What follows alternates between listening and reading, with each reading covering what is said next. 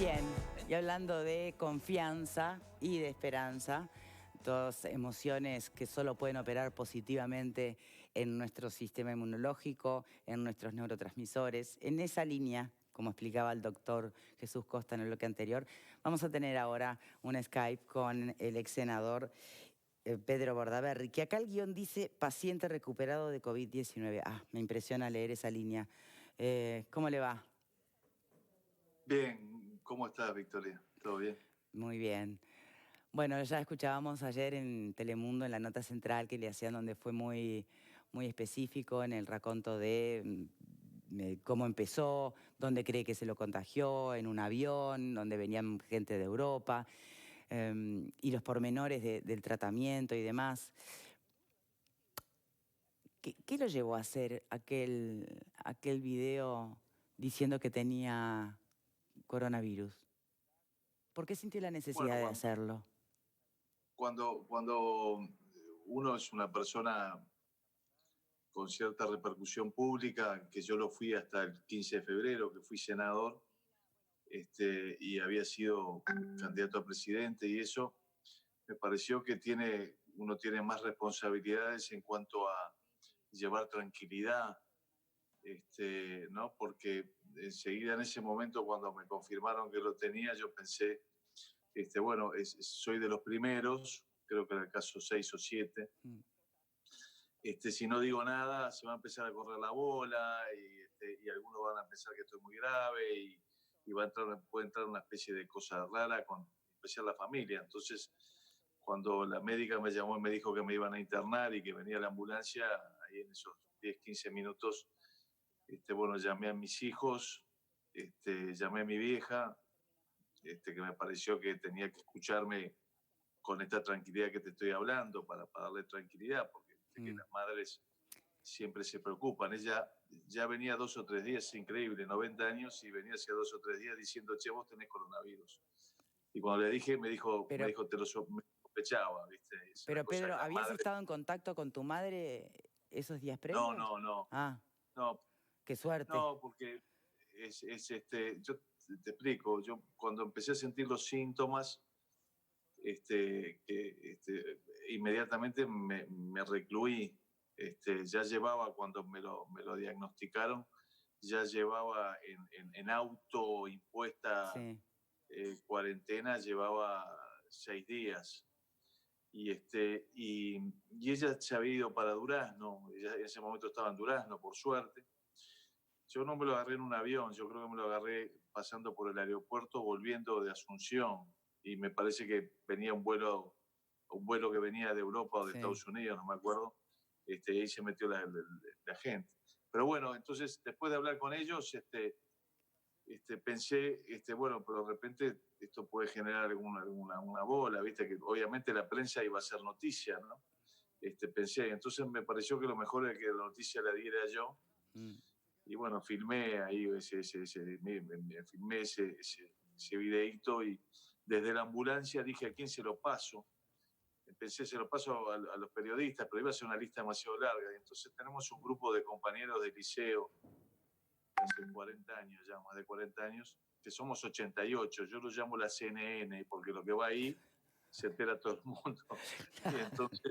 Y entonces de la ambulancia dije, esto lo tengo que poner acá, y lo puse ahí en la CNN, y fue mejor que publicarlo Sí, sí, en un diario o en un portal, ¿no?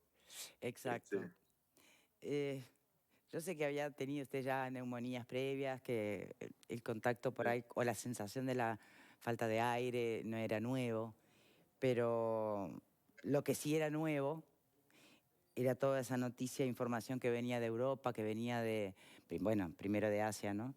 Donde la incertidumbre campeaba, donde la mala noticia además iba ganando terreno. ¿Qué dimensión tuvo el miedo esta vez, Pedro Bordaberry?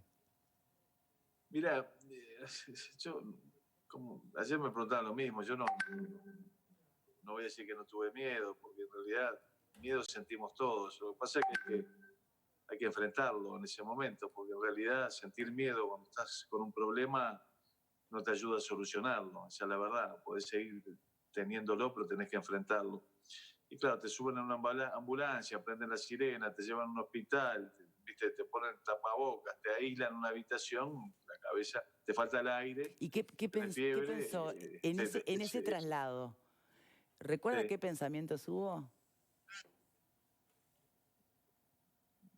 no, que le iba a pelear. Yo ahí trato siempre Hubo de pensar confianza, positivo. digamos. Hubo certeza. Que la iba a pelear, ¿viste? Una vez más la iba a pelear. En la vida, en otras circunstancias, sino por temas de salud, me tocó enfrentar momentos muy duros Ujú. y siempre los enfrenté y este era uno más, esa es la verdad. Este era uno más que había que enfrentar. Y entonces así uno trata de pensar positivamente en eso pero el problema es que estas cosas vos no las dominás. Es decir, vos no podés dominar un virus, no podés dominar una No, situación claro. de este tipo.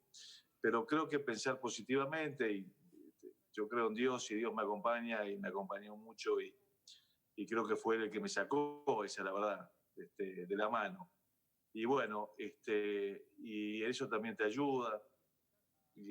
Y bueno, estás en manos de Dios en esos momentos y vos tenés que poner todo lo tuyo. Como decía mi abuela, me decía, este, Dios sí quiere hacer las cosas, pero quiere que lo ayudes. Y Claro. bueno, vamos a ayudarlo. ¿Viste? Dios hace las cosas, pero quiere que lo ayudes. Entonces, Mm. y fui por ahí, y me parece que fue bueno y por suerte, la verdad que no tengo más que palabras de agradecimiento para los médicos, para Jorge Facal, para Bernardo Layerle, para Célica Criscuolo, que peleó para que me hicieran el estudio varios días, peleó porque yo, no era lógico que yo lo tuviera, no había estado en la China, en el casamiento, en Europa, no había tenido contacto con ninguno, se recién empezaba esto, ¿viste? Era una cosa, y ella decía, vos tenés los síntomas, voy a pelear para que te hagan el estudio, y bueno, y Jorge Facal, que la verdad que es uno de los capos del tema, ¿no? Por suerte estaba en las mejores manos, me dieron el remedio, ese la cloroquina, que no está probado que sirva, pero es lo que todo el mundo está aplicando. Me dijo, mira, esto no está confirmado que sirva, pero mal no te va a hacer, y todos intuimos que sirve, y la verdad que es un remedio contra la malaria, ¿viste? Me lo dieron y anduvo volando. La verdad que al día y medio ya estaba mucho mejor. Bien. ¿Y cómo fue? Tus hijos no están, están, ¿no? En Europa. Viven en España. Bien. Y uno se agarró el coronavirus allá, estuvo una semana mucho más fuerte que yo, pero el tipo mide 1,88, deportista y tiene 27 años, ¿viste? Entonces, Sí, sí. eso es lo que No por era ahí la la gente no se población de da cuenta. riesgo como manejamos Es que lo convencionalmente. que nos tenemos que dar cuenta los uruguayos, ¿viste? Porque, y más la gente joven, que en realidad el virus viaja con el ser humano, Claro. con las personas viaja. Es decir, no viaja solo, viaja con nosotros. Y el gran tema acá son los mayores de edad, la población de riesgo. Entonces, en realidad, tenemos que darnos cuenta que si salimos, de repente si vos tenés 30, 40, 25, 18, no vas a zafar, te lo vas a agarrar y vas a zafar. Pero el problema es que vos podés poner en riesgo a tus mayores, a nuestros mayores, a los Sí, sí. abuelos, a esa población de riesgo. Entonces, Sí, o la aún responsabilidad no es para cuidarte cogeneracional, pero vos que solo, es tenga para cuidar alguna al otro. enfermedad que lo coloque en riesgo o en vulnerabilidad también, ¿no? Claro, pero Mm. entonces, en realidad vos vas a poner en riesgo a los demás si salís. Sí. Y esa tiene que ser nuestra solidaridad primera, ¿viste? La mayor de todas, darnos cuenta de que, sí, evidentemente todos nos gustaría en Semana Santa irnos a comer un asado abajo un tala y tirar un aparejo. ¿Quién no quisiera eso? ¿Quién no lo ha hecho? Pero este año no podemos. Ujú. Esa es la verdad, no podemos, este año no debemos hacerlo. Porque fíjate que si además de eso salen todos de Montevideo hacia el interior y hay muchos departamentos que todavía no lo tienen y las condiciones de los sanatorios y los servicios médicos del interior son más precarios que los de la capital, podemos correr el riesgo de esparcirlo en la semana que viene. Por eso es fundamental la semana que viene quedarnos todos acá. Y voy a ser gráfico, uno de mis hijos que vive en España, la novia es médica intensivista, trabaja en un Ujú. CTI de un hospital. Ayer cuando hablé con él me dijo que ella había llegado y le dijo que ese día en el hospital donde trabaja, en el sanatorio donde trabaja en Madrid, habían muerto 40 personas, 40, en solamente un hospital. Entonces démonos cuenta que eso nos puede pasar si no nos quedamos en casa, ¿viste? Esa es la desesperación cuando vos pasás por esto, ves lo que es, ves los riesgos que tiene la población más envejecida, que son los que vamos a poner en situación de riesgo si no hacemos las cosas bien, es cuando se dice decir, por favor, por ir a comer un asado con los amigos abajo un tala, no, vamos, dejala, Sí. que van a haber muchas Semanas Santas, vas a tener muchas Semanas Santas para hacerlo eso en el futuro. Y sumar además en esa alerta a la responsabilidad que quienes ya lo tuvieron, el COVID-19, quienes ya tienen el alta hoy, eh, contaban con un sistema de salud aún no saturado, o sea que Claro, el problema es pensar en los que precisen el CTI mañana, por ejemplo, ¿no? claro, Esa alta, ¿no? El estar curado, ¿cómo le explicaron los médicos? ¿Qué quiere decir? lo mejor es que a ti te hagan un examen en el cual se diga, ya no lo tenés. Pero la prioridad hoy no son los que estamos curados, la prioridad es los que necesitan el examen para saber si lo tienen para poderle aplicar los remedios. Bien, pero la recomendación, cuando se van los síntomas, cuando le dan el alta, es Sí, quedarse, prolongar la cuarentena voluntaria, ¿cuáles son?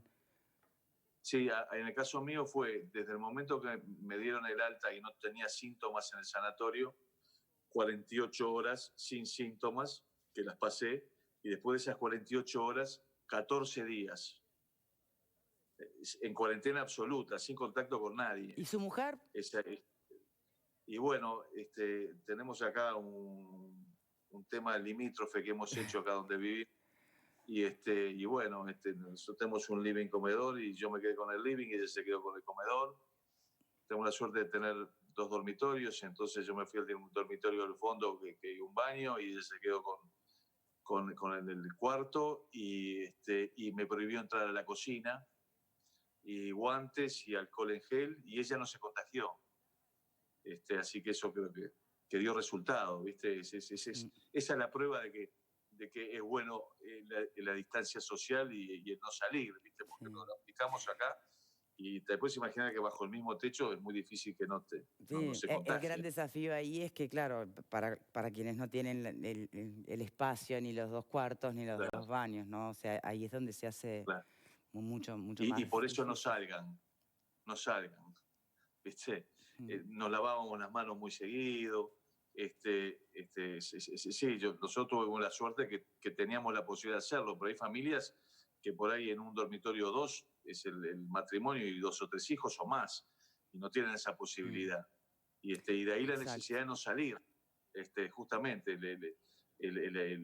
la distancia social, la cuarentena voluntaria pasa por ahí, ¿viste?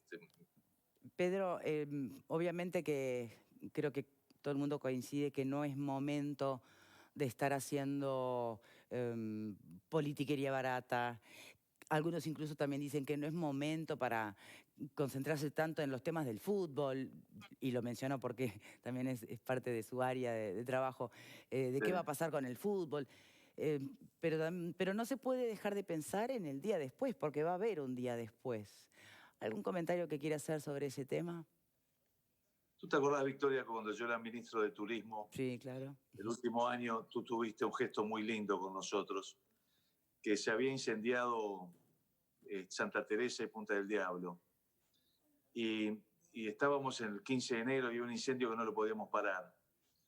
Y nosotros en el Ministerio de Turismo enfocamos todo nuestro esfuerzo primero en apagar el incendio, que era el tema más prioritario. Estuvo como una semana ardiendo, me acuerdo que fue un Sí. desastre. Y, y sí, mientras tanto trabajábamos en el día después, pero para hablar del día después, el día después, y no mientras la gente se estaba jugando la ropa para apagar el incendio. Cuando terminó, tú te acordás que los invitamos, tú fuiste una de muchas figuras, fue Gerardo Sotelo, me acuerdo Jaime Ross y muchos más, que fueron a plantar un árbol para recuperar Ah, los sí. árboles del Parque Santa Teresa y de Punta del Diablo. Siempre hay un día después, pero si vos te planteás el día después y no apagas el incendio sigue creciendo. Entonces, a mí me parece que hace bien el gobierno hoy de enfocarse en parar el incendio, porque si este incendio se extiende muchos meses, estamos en problemas. Ahora, si este incendio vos lográs pararlo antes, bueno, vas a poder trabajar en el día después con mucho menos daños.